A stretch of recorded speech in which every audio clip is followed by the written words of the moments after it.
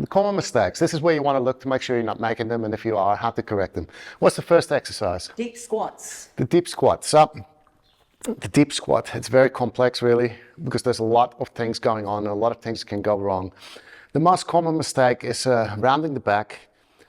The other common mistake is heels off the ground at the bottom here, because you just don't have that flexibility, turning it into like a Hindu squat type.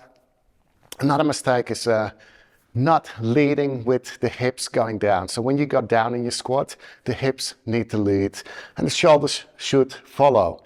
Here's what it looks like if the shoulders are leading. They're coming down and the hips are following, or they might even stop. Now, another mistake is going further down, creating fake range with your shoulders. What does that mean? As I said, the hips need to go down. If they're not going down, then you need to stop, and that's your range in the squat. Here's an example.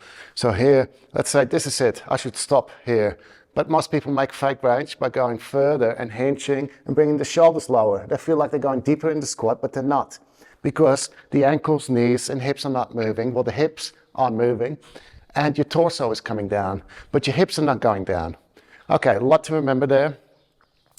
Then, as you come up, another common mistake is the shoulders not leading. So it's now the opposite. As you go down, the hips are leading and the shoulders are following. But now you're going up, now the shoulders should lead and the hips should follow. So think about pushing and pulling the shoulders up. Here we go. So this is what it should look like.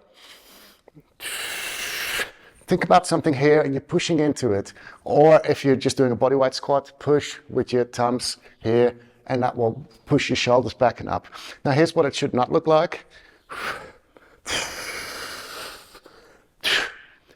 All of that brings a lot of load on your lower back, and when you're doing that with heavy weight and you're not conditioned enough, you're going to hurt your back. Okay. Then a common mistake is knees caving in right here. So not working those muscles at the side here. So there's muscles that create external hip rotation right here. They pull the knees out as well. Abducting, taken away. All those need to work. External hip rotation and abduction at the same time.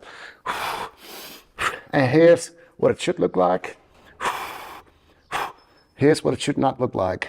The knees caving in, and you feel pressure here. Now, this is not aligned. Here, the ankle, knee, and hip joint are aligned. Here, we got the ankle and hip, but the knee is out, and we create torque, pressure on the knee, and that will create damage over time and injury. So make sure that you work that. If you can't, then your weight is probably too heavy and you need to do other exercises that work and make those muscles stronger that do all this work. Okay, is there anything else that you can think of with the squat? Yes, another common mistake with the squat, at the top of the squat, a lot of people don't extend the hips and squeeze the glutes. Yes. So important to do that, to take pressure off the lower lumbar.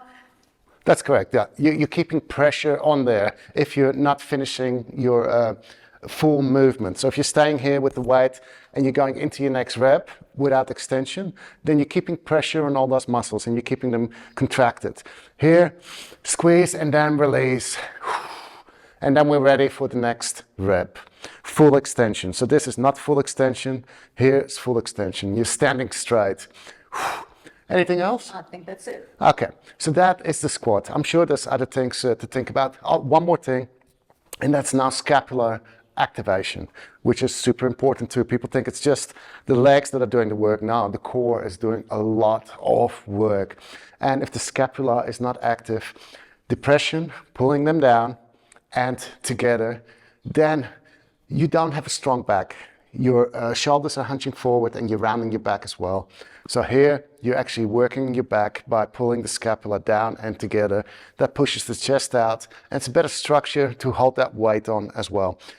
I just remembered another one, very important, racking. Elbows should be under the kettlebells, not flaring out, not flaring to the front here either, down, because we're focusing on the squat. So this is a shoulder workout here. It means that you are going to fatigue your shoulders because we're doing shoulder work in other workouts.